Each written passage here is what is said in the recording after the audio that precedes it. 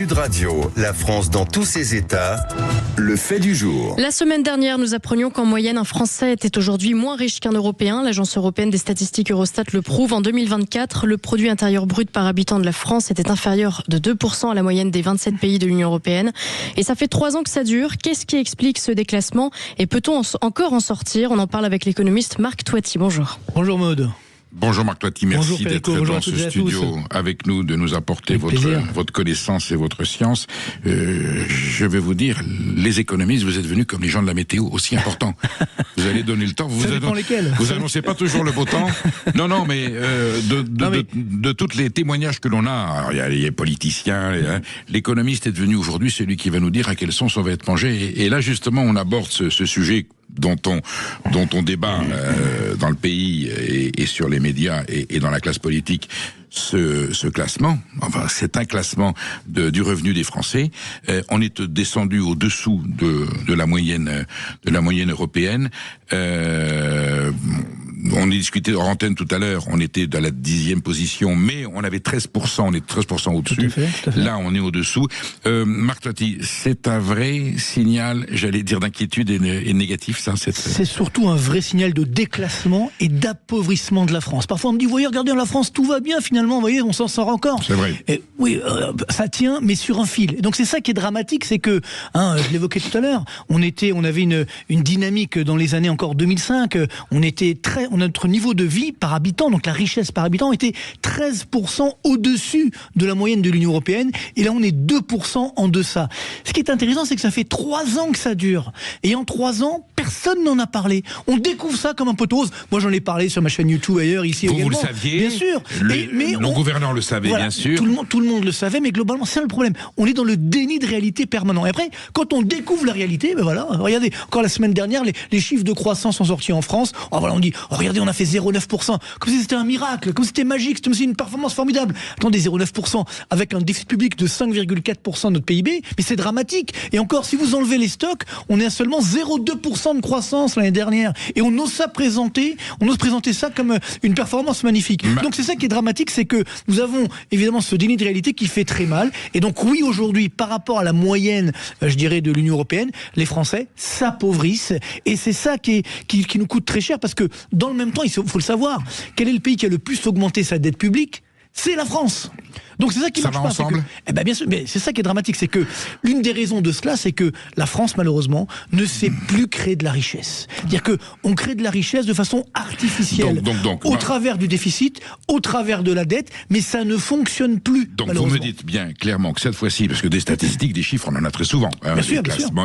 Là, vous me dites, là, c'est le vrai thermomètre, et la température qu'il nous indique, qu'il nous donne, elle est réelle, et elle est pas bonne. On est à 39, on est à 40, on est à 42 fièvres. Il y a d'autres chiffres. Par exemple, la pauvreté. Le taux de pauvreté est en train d'augmenter en France. On est à plus de 15%. Ça va ensemble. C'est la corrélation de ce chiffre. Surtout, c'est que on a aujourd'hui une situation où nous sommes sur un sommet historique de taux de pauvreté en France. Les inégalités augmentent. Donc, on comprend pas. On augmente de plus en plus la dépense publique. On augmente de plus en plus la dette publique. Mais ça ne marche pas. Et pourtant, regardez nos dirigeants. Regardez le dernier budget que nous avons eu. C'est quand même dramatique. Et c'est aussi encore le déni de réalité. On nous dit, le gouvernement nous dit, non, les impôts n'augmentent pas, les dépenses publiques n'augmentent pas. Et puis là, on vient d'avoir les chiffres définitifs. Si, les dépenses publiques augmentent de l'ordre de 40 milliards d'euros et les impôts augmentent également de l'ordre de 40 milliards d'euros. Pourquoi mentir aux Français? Alors, vous me relancez avec le mot mentir. Marc Toiti, j'ai besoin que vous me disiez, au nom du parlons vrai, en 2017, quand le Mozart de l'économie a pris le pouvoir en France, parce qu'il a été élu tout à fait démocratiquement, on s'est dit, bon, il fera peut-être pas que des choses géniales, mais sur le plan de l'économie, ça va être formidable. Vous vous souvenez de Raymond Barre, quand il était le meilleur économiste de France? C'était pas son cas. Non, laissez-moi poser la question.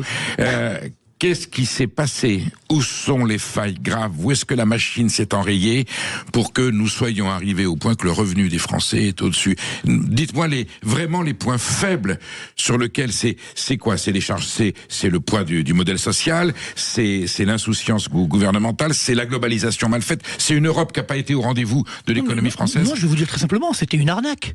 Quand on a présenté M. Macron comme le Mozart de la finance, il va moderniser l'économie française, c'était une arnaque. arnaque. C'est-à-dire que on lui dit, oui, il est ultra-libéral, mais pas du tout. Un ultra-libéral, il aurait baissé les impôts, il aurait baissé les dépenses publiques. Or là, on voit que les impôts augmentent, les dépenses publiques augmentent, la dette publique augmente. Mais rendez-vous compte que depuis 2017, justement, la dette publique a augmenté de plus de 1300 milliards d'euros.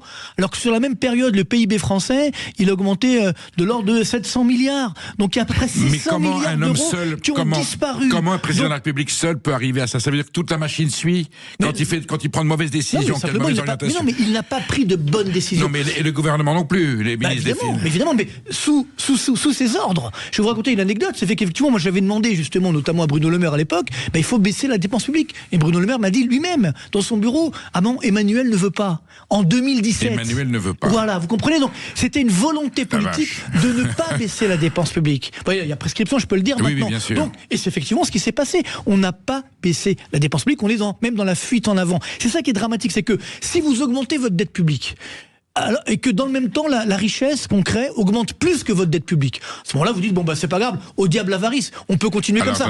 Or, nous, le problème, c'est quoi? C'est qu'on augmente de plus en plus notre dette pour de moins en moins de création de richesse. D'où le classement, l'appauvrissement de la France aujourd'hui. Marc Toiti, on va mettre les pieds dans le plat, vous et moi, sur un thème tabou.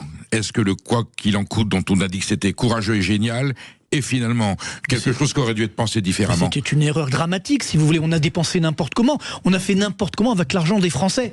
Je raconte une autre anecdote qui m'est arrivée. C'est vrai que j'ai 30 ans de carrière, donc j'en ai des anecdotes, mais pareil, en 2021, à Bercy, donc dans le bureau de Bruno Le Maire, avec plein d'autres économistes, justement, des économistes de salon, des hauts fonctionnaires, des conseillers de Bruno Le Maire, etc. Donc c'est vrai qu'en mars 2020, certains nous disaient que c'était la fin du monde. Donc on a dit, allez, quoi qu'il en coûte, on dépense, puis comme c'est la fin du monde, on payera pas. Sauf que heureusement, c'était pas la fin du monde. Et donc, moi, j'arrive en 2021, donc je fais mon métier d'économiste. Je dis, écoutez, il faut peut-être maintenant arrêter d'augmenter la dette publique. Et que me répond-on à ce moment-là, devant Bruno Le Maire et tout le monde? On me dit, pas du tout, on s'en fiche complètement. La dette publique, on va la faire rouler. De toute façon, c'est la Banque centrale européenne qui finance au travers de la planche à billets. Et alors, encore plus grave, les taux d'intérêt n'augmenteront jamais. Voilà la phrase qu'on m'a sortie. C'est-à-dire que le principe de la dette, c'est la poule aux œufs d'or. C'est la gauche, c'est Mitterrand qui ouvre le bal, vous êtes d'accord? On va aller chercher à l'extérieur les richesses que nous n'avons pas en France pour payer le modèle social. On peut dire qu'au début, ce n'est pas que ça, parce que, encore une fois, si vous vous endettez, et que, dans le même temps, vous avez plus de création de richesse que l'augmentation de votre dette, vous vous dites, il n'y a pas de problème, ça marche. Regardez, j'ai les chiffres incroyables, parce que les Français ne le savent pas.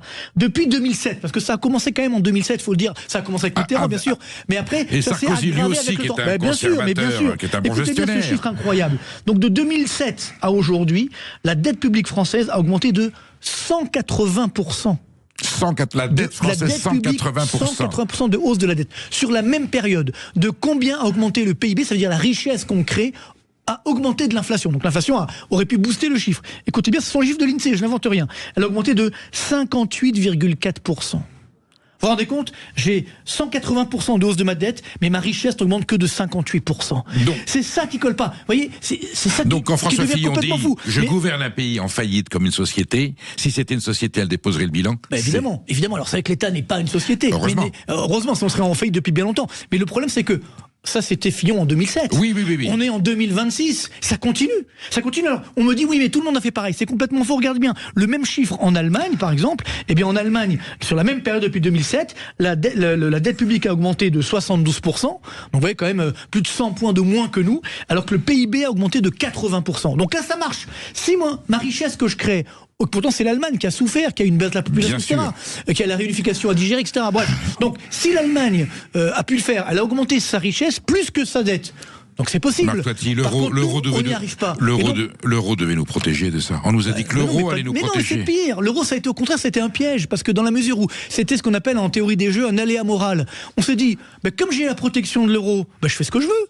C'est la blague de Coluche, hein. Tant que je gagne, je joue. Donc, tant qu'on n'avait pas de sanctions, parce que justement, comme on avait l'Allemagne, la zone euro, la Banque centrale européenne qui achetait notre dette, vous me dites là. C'est sûr que c'est terrible. Donc, l'euro nous a protégés. Donc, au lieu de faire encore une fois, une bonne politique, on a fait n'importe quoi. Savez-vous à quand remonte la dernière fois que la France a respecté le critère justement de la zone euro de dette publique par rapport au PIB? Normalement, on doit avoir moins de 60% de dette publique par rapport au PIB. C'est quand la dernière fois que la France a respecté ce chiffre? Alors, Premier trimestre 2002. 2002. Vous vous rendez compte? 24 ans. Il y a 24 ans. C'est un truc de fou. Depuis, on a complètement dérapé. Alors, on a essayé, on était à 65%, des ça va. Et là, ça dérape complètement. On est maintenant à quasiment 118% du PIB et on sera bientôt à 130% d'ici 2-3 ans.